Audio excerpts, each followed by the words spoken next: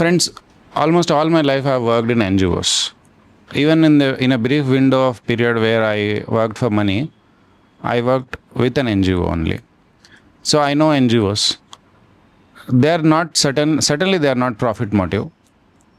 But and they are good people, very good people. But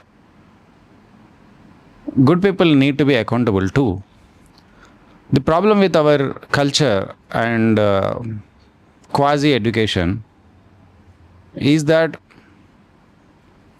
we think being good is everything there is to this world. If you are good, you are doing a great service to this country, world, and humanity, and therefore everything else must be added to you. You should get only appreciation and nothing else. This is the attitude, which is really petty. Because every person, every human being in this world is good intentioned, well intentioned. What makes them evil or what makes them bad and compromising, etc., is their capacity, lack of capacity to stand for the goodness that they know and implement that all through their life in every way, even at the cost of their near and dear ones and sometimes life. This is the only difference, the capacity. It's not the intention that is the difference between person to person. Every human being wants to be happy. Every human being, if given a chance, wants to keep everyone happy. But they cannot be happy and they cannot keep everyone happy. This is because it's a capacity. It is not the intention. So we need to improve our capacity. Capacity building is what education is for. So this is extremely important, especially so in NGOs, because they are taking up some cause and they are trying to do most of the work, most of the times, pertaining to that cause. So it's not just enough to be good and loving. You ought to be efficient. On top of all these things, you ought to be accountable. You have to have some standards and you will have to keep up those standards with great cost, if necessary. Especially when you are doing service to society. Especially when you don't take money for that. You will take as donations, but you don't ask money from everyone.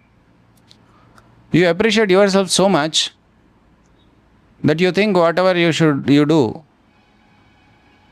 because it is a service, because it is unasked, you are doing. So you expect people to be grateful. It's okay to be grateful, but you expect people to never question you. And that is where the issue starts.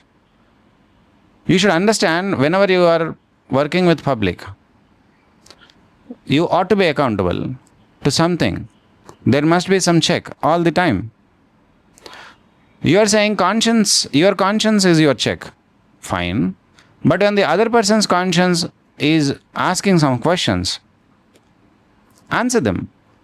So, if you don't have a problem, if you are not inefficient, or if you are not falling below the standards, what is your problem to answer the questions?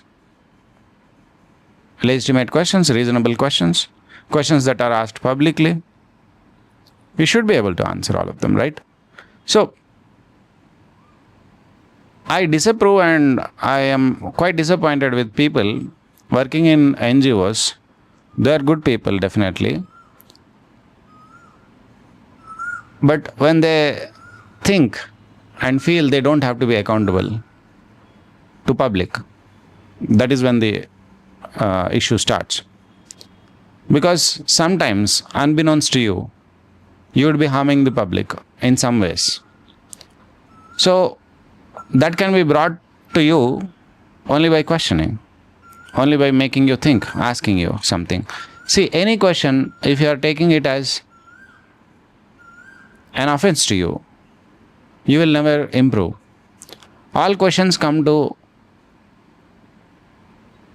bring some point into your consideration, into your attention, so that the other people also will be assured that you have considered that point. And on top of it, after careful consideration alone, you are making some decisions which affect their lives. So when and if your decisions as an NGO member are affecting public's life, even if you are doing a free service to them, you cannot be expected to be unaccountable to public. You have to be accountable to public. I'm not asking too much. You just have to be intelligent enough to understand that they have a say, they are stakeholders, and they also trust you. Therefore, you ought to be answerable to them. Even if you do a little bit lesser service than what you intended to, if you do that with public confidence, that would be great. Also, if 10 people are approving your service and one person is not, your focus, if you are a person who is intent on improving, would be on the one person who is not agreeing with you or who is asking questions, etc. Because you can improve your service for the 11 people in future, or any other amount of people who will come to you in future. You enjoy the appreciation from the 10 people, but you definitely take into consideration what the 11th person is saying. You should spend some time with the 11th person, right? To understand whether that person is reasonable in his criticism or not. Thank you for listening.